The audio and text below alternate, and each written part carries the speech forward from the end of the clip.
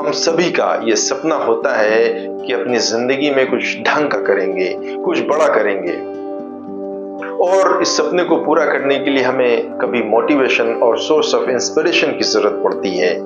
ये कहानी आपको बड़ा करने के लिए इंस्पायर करेगी, मोटिवेट करेगी। ये कहानी है राज यादव की। राज यादव यूपी के जौनपुर जिले के एक बहुत ही इंटीरियर गांव छपरा के रहने वाले हैं। राज यादव के पिताजी एक लेबर थे और उनका जो घर था वो कच्चा था, वो छान छप्पर का था, घास फूस का बना हुआ था। तो पिताजी लेबर का काम करते थे, उसी से अपने बीवी बच्चों का पालन पोषण करते थे, पर उससे काम नहीं चल पा रहा था। तो उन्होंने अपनी सोर्स ऑफ इनकम बढ़ाने की सोचकर गांव में ही एक गोमती डाली। जैसे गांव में चाय पान की गोमती होती है, तो अपने नजदीक के बाजार में उन्होंने एक चाय पान की गोमती डाली। और उस टाइम राज करीब 13 साल के थे, 8वीं में पढ़ते थे। तो वो पिताजी के साथ उनके काम में हाथ बटाने लगे। तो सुबह ये 6 बजे दुकान खोल देते, और चूंकि गांव इंटीरियर का जो मार्केट है, लोग सुबह जल्दी उठते हैं और मार्केट जल्दी खुलता है, तो 6 से 8 वो लोगों को चाय बना के पिलाते। 8 बजे पिताजी आते, तो पिताजी नाश्ता वगैरह लेके आते। वो फिर राज वहीं पे सरकारी नल पे नहाते और नाश्ता करते, फिर वहीं से स्कूल पढ़ने जाते। फिर शाम में जब आते तो फिर चाय बेचते। लोग उन्हें राजू राजू कह के बुलाते, राजू दो चाय दो, 4 चाय दो। इस तरह से वो पिताजी के साथ चाय पान की गुमती चलाते। और जब रात हो जाती तो चिराग जलाकर वहीं पढ़ाई करते और उसी में सो जाते। तो इस तरह से उनकी जिंदगी चल रही थी। और चलते चलते जब वो 10th में पहुंचे, तो 10th में वो फर्स्ट क्लास यानी फर्स्ट डिवीजन पास हो गए। जब फर्स्ट डिवीजन पास हुए तो लोगों का उनके प्रति एक रिस्पेक्ट, एक सम्मान बढ़ा। जो बड़ा कैजुअल उनको पुकारते थे, बुलाते थे, राजू इधर आ, उधर आ, जा चाय दे के आ, 2 चाय ला। तो उनमें जो उनका बातचीत करने का तरीका था, जो लहजा था, वो चेंज हो गया, थोड़ा रिस्पेक्टफुल हो गया। तो राज को थोड़ा प्राउड फील हुआ कि पढ़ने से, फर्स्ट डिवीजन पास होने से लोगों में सम्मान बढ़ता है, लोग इज्जत देते हैं। तो यहीं से उन्हें मोटिवेशन मिला कि वो पढ़ाई को सीरियसली लें। तो उन्होंने 11th में फिजिक्स, केमिस्ट्री, मैथ चुना और 12th किया। 12th के बाद फिर जब उन्होंने एग्जाम दिया इंजीनियरिंग का जो टेस्ट होता है, जो कंपटीशन होता है, जिसको क्रैक करने पर दाखिला मिलता है, एडमिशन मिलता है, जब वहां उन्होंने एग्जाम दिया तो फर्स्ट अटेम्प्ट में ही वो पास हो गए। उन्होंने वो कंपटीशन क्रैक कर लिया। पर गरीबी बहुत ज्यादा थी,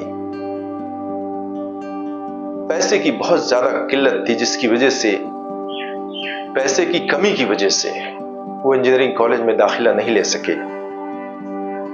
और वो चाय पान की गुमती फिर चलाने लगे। तो एक दिन उनके पड़ोस की एक औरत उनके घर आई और माँ से बातचीत करने के दौरान उसने बोला, बड़ी प्राउडली, बड़े गर्व से बोला कि हमारा बेटा तो इंजीनियर बनने वाला है और वो इंजीनियर बन जाएगा। एक तरह से उन्होंने ताना मारा, एक टॉन्ट किया, जो राज की माँ को लगा, उनको चुभा। तो जब राज घर गए तो माँ ने कहा, बेटा क्या तुम इंजीनियर नहीं बन सकते? तो राज ने कहा, क्यों नहीं बन सकता, मैं तो फिजिक्स, केमिस्ट्री, मैथ से पढ़ा हुआ हूं, तो मैं तो इंजीनियर बन ही सकता हूं। तो माँ ने फिर उन्हें समझाया कि बेटा इंजीनियर बनो। तो राज ने कहा, माँ पिछले साल मैंने कंपटीशन दिया था, आया भी था, लेकिन पैसा कहाँ है अपने पास, एडमिशन तक का पैसा नहीं, इसलिए मैं नहीं ले सका। तो माँ ने उन्हें फिर से इंस्पायर किया कि तुम इंजीनियरिंग का एग्जाम क्लियर करो, पैसे की फिक्र मत करो, मैं इंतजाम करूंगी।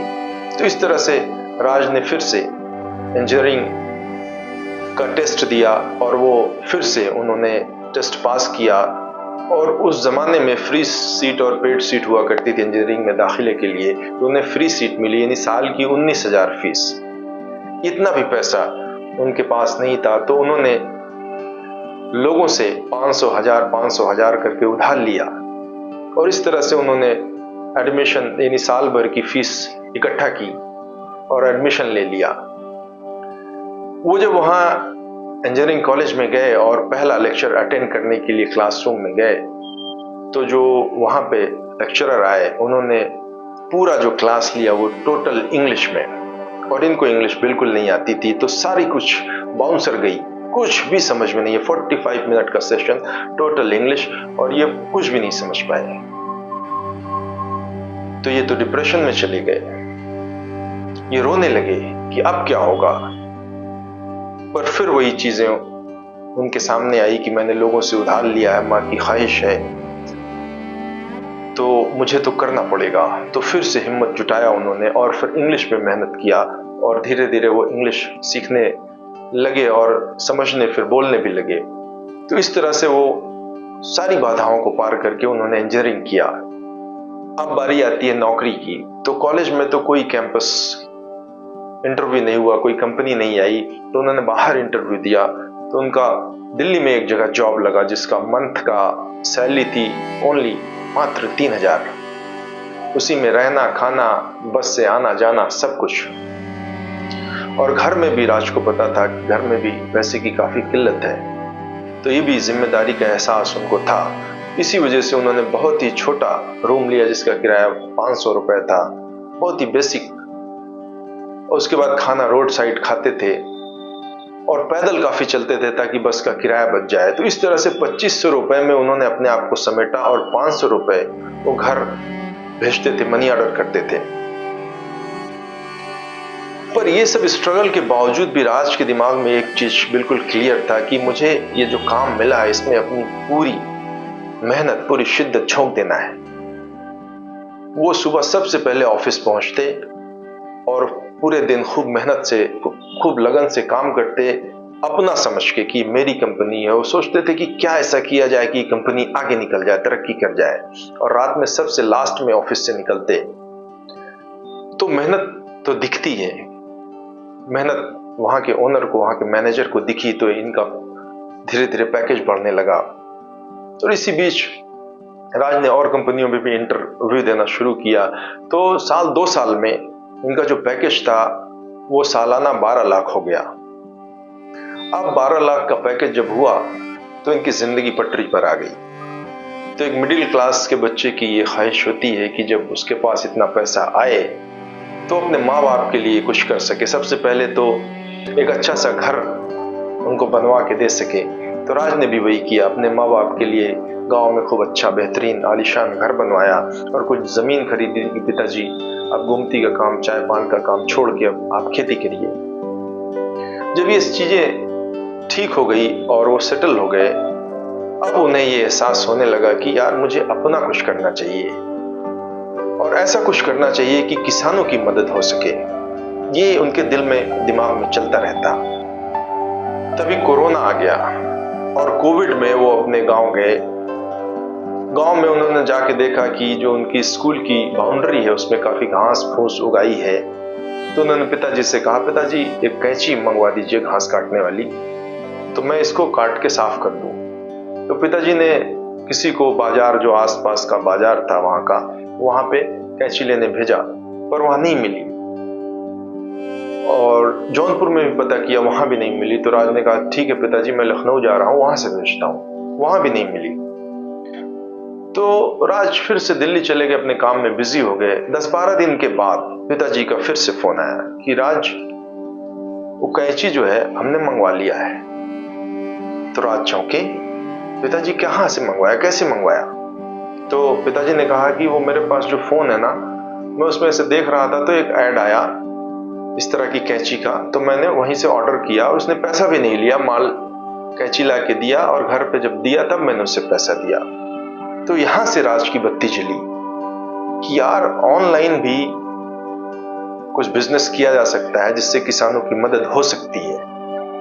तो फिर उन्होंने क्या किया, क्योंकि गांव के रहे हुए थे, किसानों की प्रॉब्लम समझते थे, गोमती जब चलाते थे तो किसान ही लोग ज्यादातर वहां बैठते थे, अपनी समस्याएं वहां वो डिस्कस करते थे। तो वो सब ऑब्जर्वेशन उनके दिमाग में था कि फसल खराब हो जाती है, पैदावार कम होती है।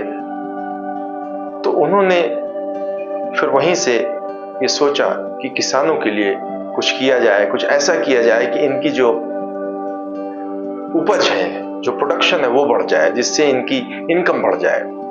और उसके लिए उन्हें अच्छी क्वालिटी का, उत्तम क्वालिटी का बीज और उत्तम क्वालिटी की खाद सबसे क्रूशियल है, सबसे फंडामेंटल है।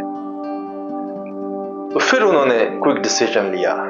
वो जो कंपनी थी उसको एक सीनियर एम्प्लॉय को सीईओ बनाया, उसको सारा भार, वहां का कार्यभार वहां का सौंपा और बोला कि अब मैं जा रहा हूं दूसरा कुछ करने।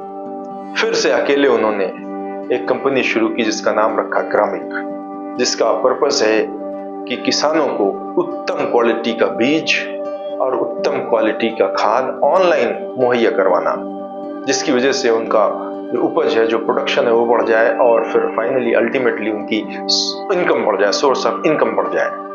और आज इस ग्रामिक कंपनी का जो टर्नओवर है वो 300 करोड़ का है।